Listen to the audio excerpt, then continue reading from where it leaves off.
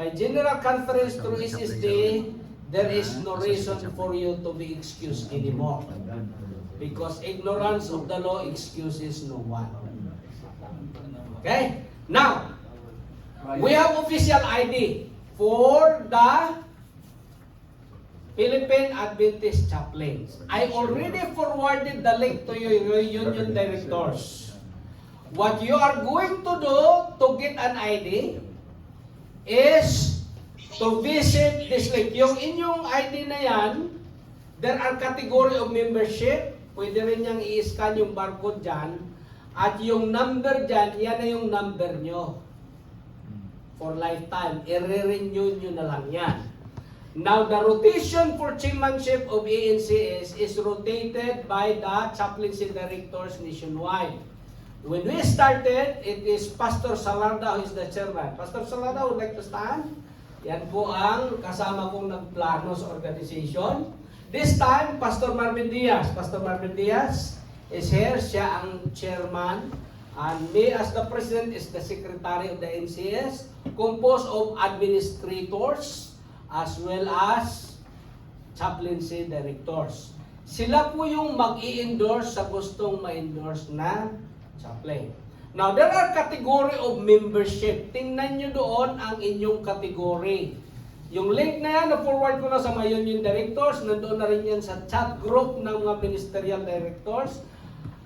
Hanapin nyo lang kung saan kayong category. But definitely, you cannot be a member if you have not taken at least 1 unit of CPE. That is the minimum standard. Exception. Exception. If you are holding the role as chaplaincy director, you can be qualified as honorary member for 1 year. For 1 year, you are given a chance to take CPE. And SSD is giving a scholarship before. But I could not find ministerial directors. They are very busy, even if it's free already. So me and Pastor Rene have a very hard time looking for candidates who wish to avail the scholarship. Parang nagmamakaawan ako sa ministerial directors before. Baka gusto nyo kunin ang scholarship. They are busy. But now, no more. Meron pa naman na AIDS. Okay? So, again, I would like to reiterate that as long as Seventh-day Adventist Church is concerned, chaplains are exclusive for the pastors who proceed for a specialized ministry. In other words, Adventist definition of chaplaincy, you cannot be a chaplain if you are not a pastor.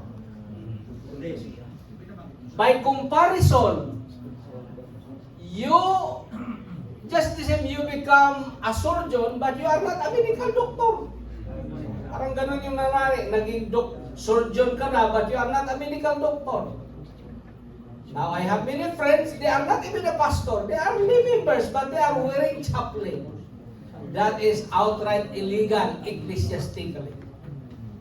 Meaning, as far as the church is concerned, chaplains are exclusive for pastors. And this is not shared with the SDA members. Right, Pastor Manya? Okay, we have confirmation from our GC General Director. Would you like to emphasize that a little bit to prevent us to fall into that trap?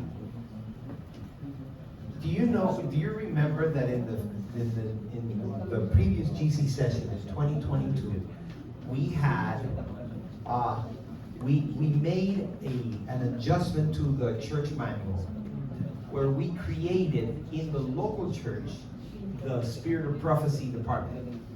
Remember that? Yeah. Okay, that was a request from our brothers and sisters in Africa who wanted to have that added to the church manual. They have been asking for 20 years that we add a department of chaplaincy to the church manual, and as long as I'm alive and I'm the director, there will never, Never, with capital letters all the way, there will never be a chaplaincy department at the local church level. Because there is no such a thing as a chaplain who is not a pastor. They want us to do something that is tied to prison ministries. And there is plenty of that in the church manual about what they need to do to provide ministry at the prison.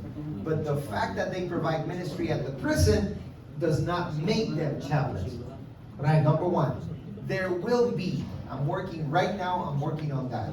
There will be a statement in the church manual regarding the chaplains and ministry, so that it will put to rest all these nonsense about non-pastor chaplains or lay chaplains.